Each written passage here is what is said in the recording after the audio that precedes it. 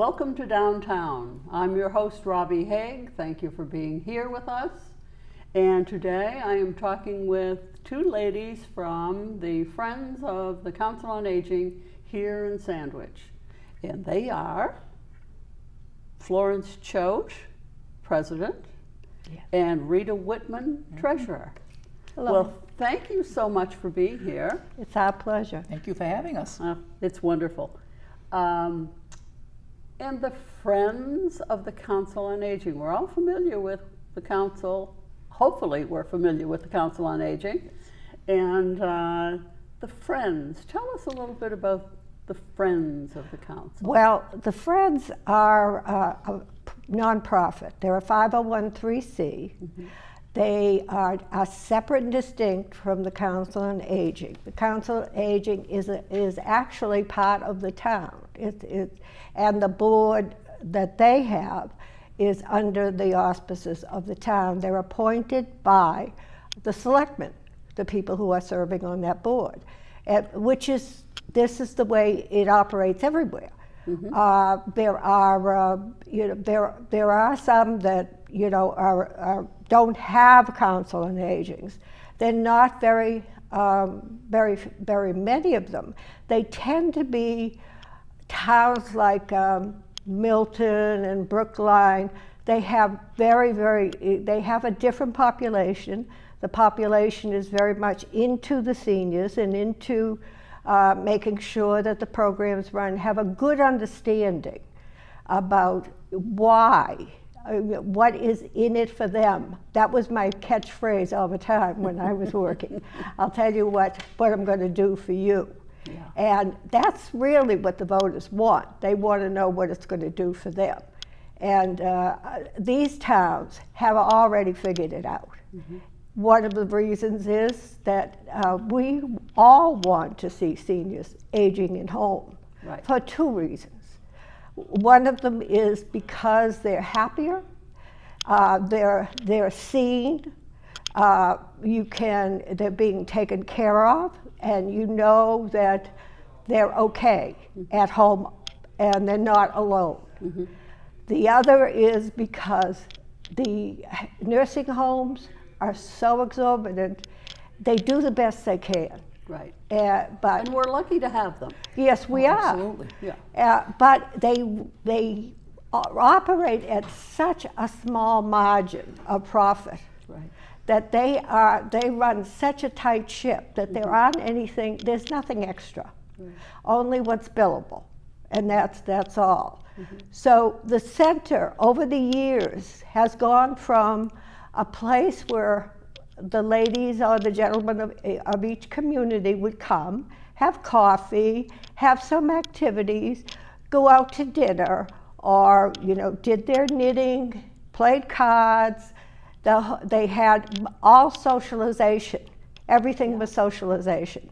And unfortunately, to this day, most people in most towns still see it that way. Mm-hmm.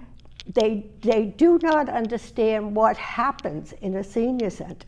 Mm-hmm. A senior center now is running about a third of the senior center is social work. Mm-hmm. The rest is keeping them healthy. Mm-hmm. And that goes from exercise to educational programs to having lunch to entertainment. Mm-hmm.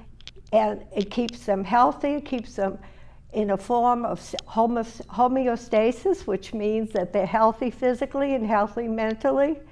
And this is good for the families, and it's good for the senior. Mm-hmm. And that's how they're operating now. So they need a lot more. Are not your grandmother's senior center? They are certainly not. They are, well, they've even come up with a new topic, yes, the Center for Active Living. Yes, yes. Which says it all. Yes. I generally refer to the senior centers as there are no old people there.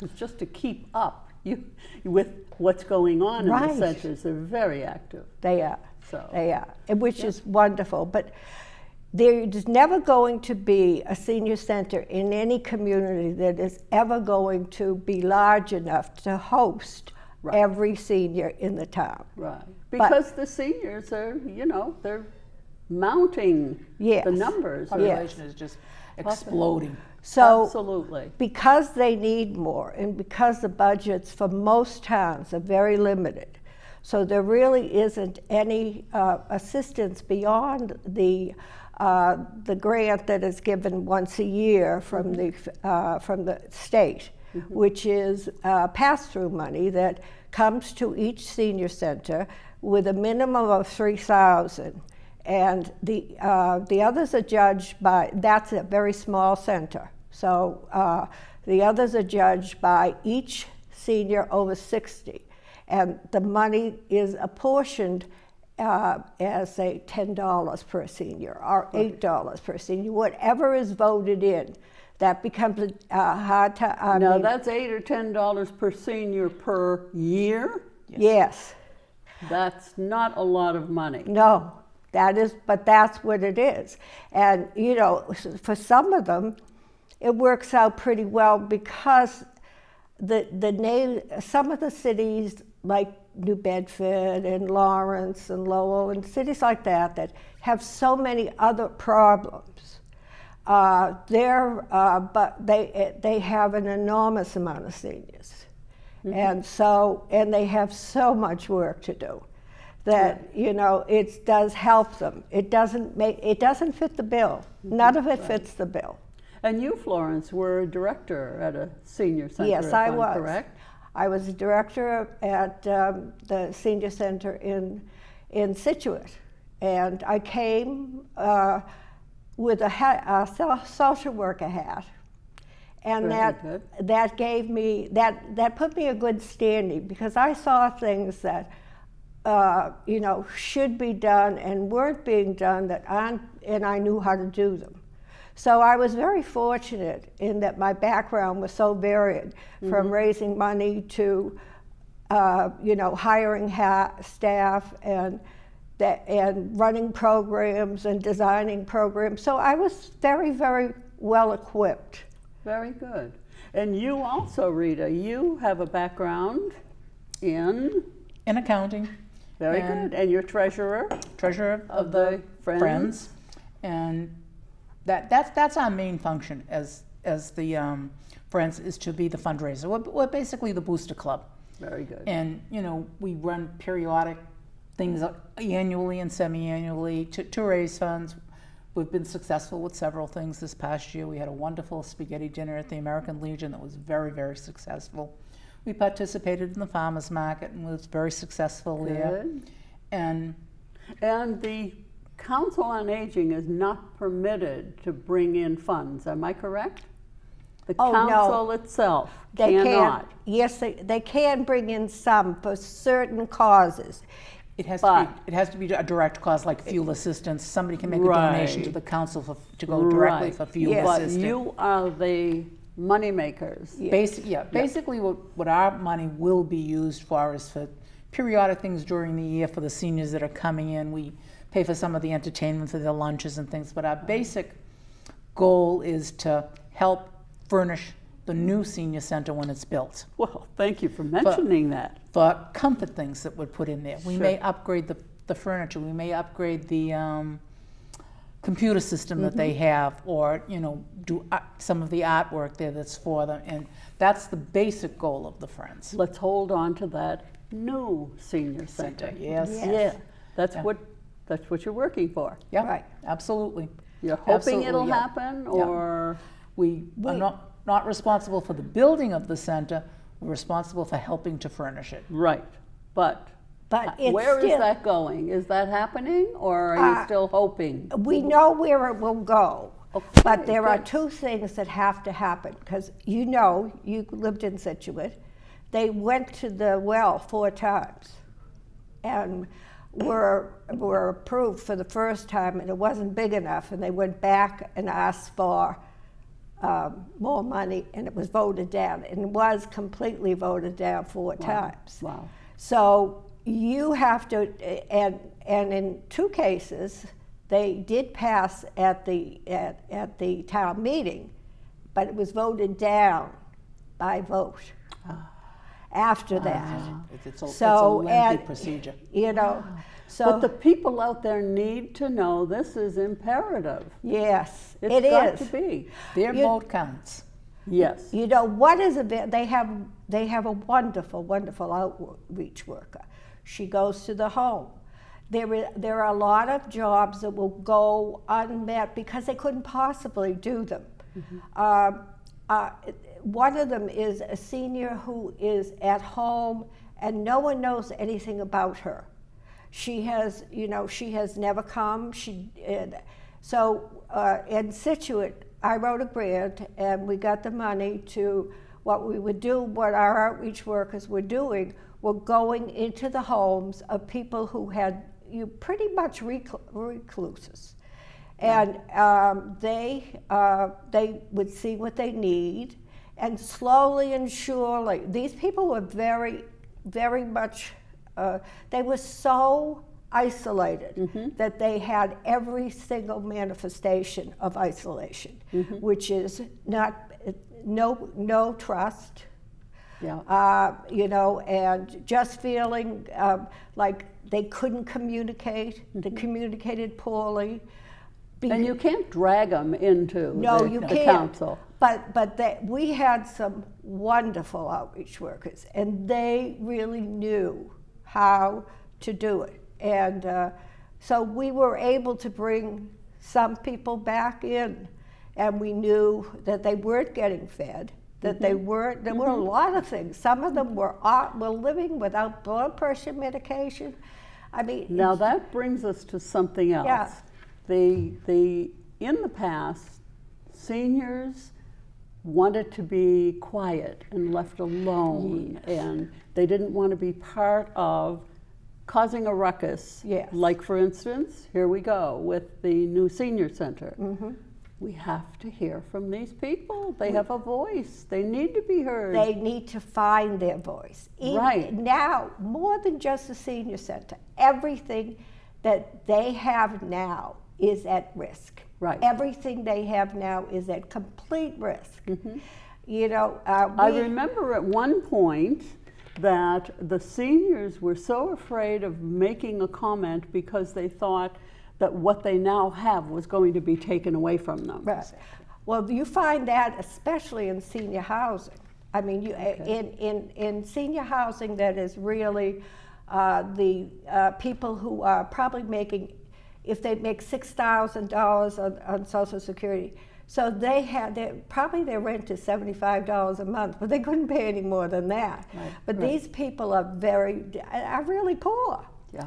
And so you see that in housing when you say that, because housing has a problem now that they put all of the seniors in, everybody came into a senior center. Why they pick on the seniors all the time, I have no idea. But at the time, I nearly blew my stack. But the seniors are in, there are a lot of mental health there. Yeah. Bipolar. Yes. A drug addiction. There's a lot of problems in senior housing. So, They all have to be taken care of, but not under the same roof. That's right. Right. I have no objection to that being taken care of, but I do have objection to people who are living in a home where they're afraid to open their door. Exactly. And and people who they know when their checks are coming, and they're knocking on their door, and they're afraid to say, even though they know they're never going to give them the money back, they're afraid to say no when they ask to borrow $20. Wow. And then when you find this out, and you sit them down and say, we can take care of this. I mean, There's a lot of senior fraud too. Yeah. I get phone calls all the time. Oh yes, it's terrible. Yeah. Our culture too, we were brought up that that family took care of family, that your Right. church took care of people, that Right. neighbors took care of people. Life isn't that way. Everybody's working now. Everybody's out of their home. Yeah. Most families need to have two incomes to just feed their own children. Right. So there's not that resource available. And a lot of seniors feel abandoned. My children should be taking care of me. Right. Why isn't my church doing more? If you look at most parishes now, At one time, there were 3 or 4 or 5 priests to every parish. Now there's a transit priest in every parish. There's a transit minister. A minister is doing 2 or 3 congregations at the time. People don't have the time to volunteer to their church. Neighbors aren't home to watch people. Well, They just aren't home to see that. So you've got to depend on It's the centers and demise things. of the American family, really. Yes, and it's a changing world, and it isn't going to change very quickly. It probably will never go back, unfortunately. My friends and I always say, I'm 81, and my friends and I always say, we were here at the best of times. And we were. I mean, we lived in a 2-family house in Dorchester. My grandfather and grandmother lived upstairs. And then my father's father died, and my grandmother, his wife, came to live with us. So I had 2 grandmothers and a grandfather in one house. Let me bring this out also. Here you are at 81 doing a TV show to help other people in the senior center. That's been an excellent change. You're not sitting at home in your rocking chair in the kitchen. This is what I mean about when I say there are no old people in these senior centers. Very active people. Well, we were so proud of our education. Most of us came by it late. I had 7 children. I was a nurse, and then I wanted to go back to school, and I did. But that was, and so I was thrilled that I could, finally do what I wanted to do. Right. Very good. Okay, let's get back to the friends of the council. And your purpose is to make money for the council. Yes, that's right. And do you have anything upcoming that for funding and so on? Well, right now, in October 26th, we're going to have our annual meeting, which everybody is invited to. You just have to call the senior center and let them know that you'd like to attend, because there is limited room.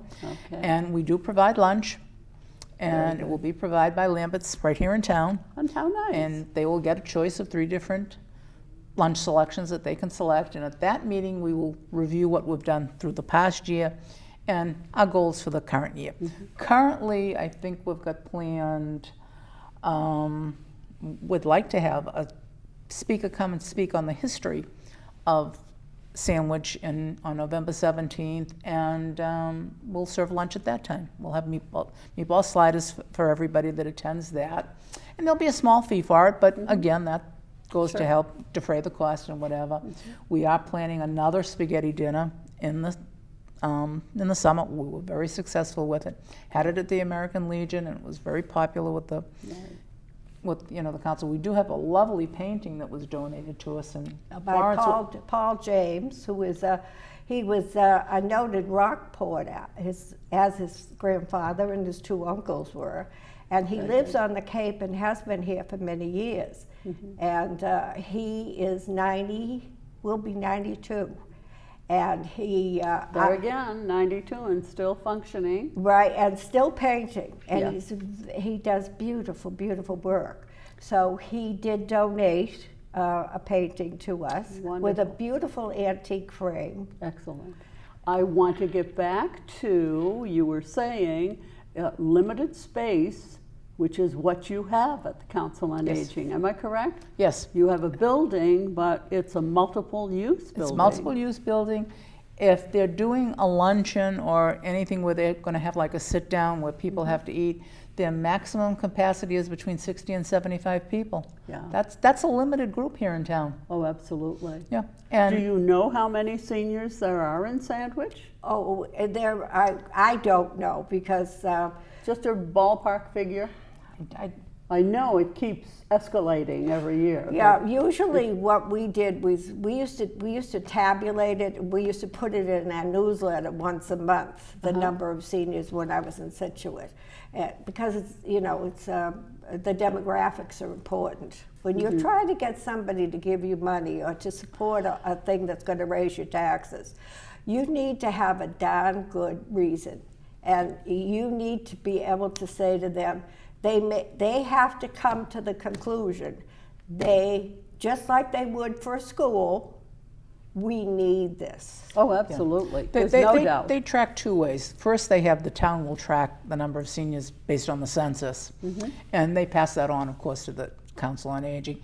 And when you go into the Council on Aging, you get a little key fob. And every time you go in, you swipe that, and that lets them know. And of course, it asks you, what are you doing here? Are you just visiting? Are you here for crocheting? Are you here for a function? Or, are you here to volunteer? Are you a volunteer that's volunteering in? I mean, volunteers all collate the newsletter that goes out every month. Very good. Are they there to do that? And then the council itself breaks this down every month and said we had 500 people come in.